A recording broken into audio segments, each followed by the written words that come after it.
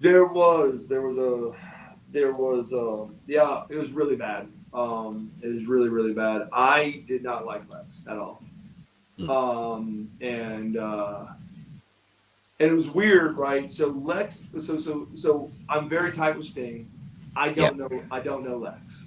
So when I first got to Atlanta, now I get offered a contract. I didn't plan on being there. I didn't even know where I was going to live. So I went to Sting and said, hey, bro, before I got to find a house and all this other stuff, I just need a place to, get an apartment or something. And go, I said, I know nothing about Atlanta. Could you tell me where? And he goes, Alex and I have two gyms in Atlanta. And he goes, they're the nicest gyms you'll ever be in, called Main Event. He goes, right next to the one in Marietta, there is two high rises, incredible apartment complex. And what was funny is once I got there, I found out AJ Spanios, that was the owner of San Diego Chargers, which was actually trying to get me to go to the San Diego Chargers. He owned that place, which he owns a lot of stuff. So anyway, I got a good deal at La Park. Well, the reason why was at the park I could walk, and you could get to Sting's gym. So my wife at the time, she's sitting there. She doesn't have a job or anything. And after about 5 6 months of that, I'm like, hey, listen, you can't just go run and work out every day and tan. You're gonna go crazy. Let's get your job. And actually, her degree was in facility layouts for gyms. So I told Sting, and Sting's like, yeah, send her over to the gym. So she got a job there. Well, I'm gonna tell you this right now. She goes, man, I don't know, I don't know Lex, but man, there's a lot of people here that really don't like him. They said he's arrogant, pompous, rude, and I'm like, yeah, yeah. Well, see, Lex is a WWE. Me and Sting are WCW. So I didn't see him much. But Mm. as the years go, like I would work out with Buff. Well, Buff started working out with Lex, and Lex, man, it just, man, he was so arrogant. He was over the top arrogant. And so, uh, finally, Pistol Pez Wally, who worked for my father, now he's all beat up. He has nothing to do, and he hadn't saved any money. He goes to WCW and says, "Can I go put up rings?" So now you got this Pistol Pez Watley that's wrestled everywhere. He's driving U-Hauls around, putting up rings. The guy can outwork 90% of the people in the thing. And I'd heard a rumor that basically Lex got upset about something one night and had him fired. So Buff Bagwell comes and tells me that. Now I'm on my way out of WCW, and I'm like, that's it. I can't take this SOB, and I'm not this way. I've never started a fight in my life. So Yeah. literally, I called Dallas Page. I'm like, hey, would you call Bischoff? And he goes, for what? I go, ask him. I said, I'm going to maul. I'm going to beat the piss out of Lex Luger. I said, I can't take it, and on my way out. Dallas calls Bischoff. Bischoff says, "Hey, make sure he does it outside the arena." Literally, literally. Yeah.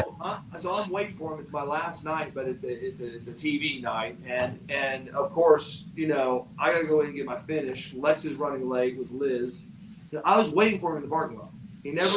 So he comes late. So I miss him there. So I've got to get out later on that night because I got to get to Atlanta to switch some stuff, and then I got to fly out. So I only have so much time. So I'm waiting for him. I'm waiting for him.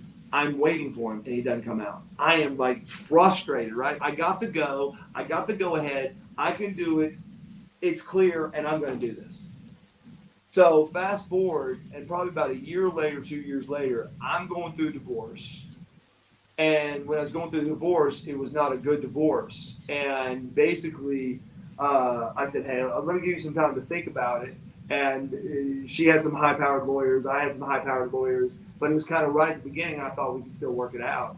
And Yep. so I went to a Marriott and, took out my American Express. And I said, hey, I don't know how long I'm going to stay here. Just running everything on my American Express.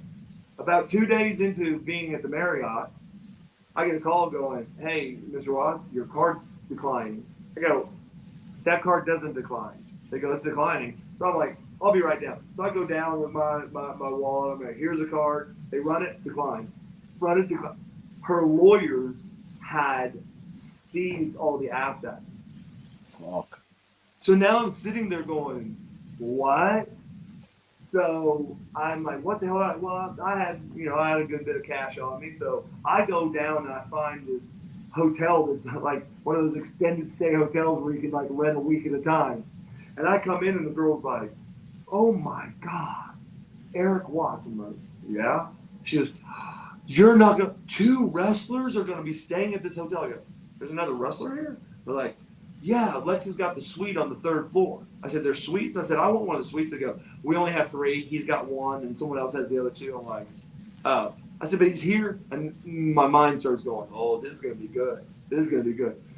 And man, so I go to my room, and I'm thinking, well, I'm still on the road. So I get back one time, and I'm like, I got to catch this guy, and I get a call one day, and it's Lex. He's like, hey, buddy, how you doing? I go, fine. He goes, hey, would you come? I want to talk to you. I go, okay, where are you at? He tells me the room number. I'm like, perfect. And I'm going up there with my mind like, this is perfect. No one's going to see this one. I knock on the door. He opens the door. He said, come in. I got to talk to you, man. There was something different about it, completely different. I'm like, so I'm kind of looking around the room like, okay, do I take him out? Do I not take him out? And he starts telling me the story about how he had OD'd and had this vision and all this and ended up giving his life to Christ. And so he called the chaplain from prison when he was at prison. When the whole Sherry thing happened, the guy came and walked him through the prayer, and he got saved. And immediately didn't cuss, didn't drink, everything was gone. I'm just sitting in the room listening to this story. My mind's going, oh, I never saw this coming. And so we sat there, and let me tell you what, we stayed. I probably stayed there a few months, and we just started becoming friends. And then we started talking. He goes, hey, Erik, the pastor that came and talked to me from the jail, Pastor Steve, he's got an apartment at this gated community, 24-hour gym, beautiful pool. He goes, you really should move out of here and go there. And so I called my lawyer. The lawyer's like, it's got gates and security. He goes, move. So I went right down to that office. I got an apartment. Well, about a year later, being in that apartment, the pastor, he was a chaplain at the jail, but he also was preaching at a church. A lot of churches, what they'll end up doing is, if they get bigger, they'll buy a house and they'll make that part of the package for a preacher. Like, hey, you can live here.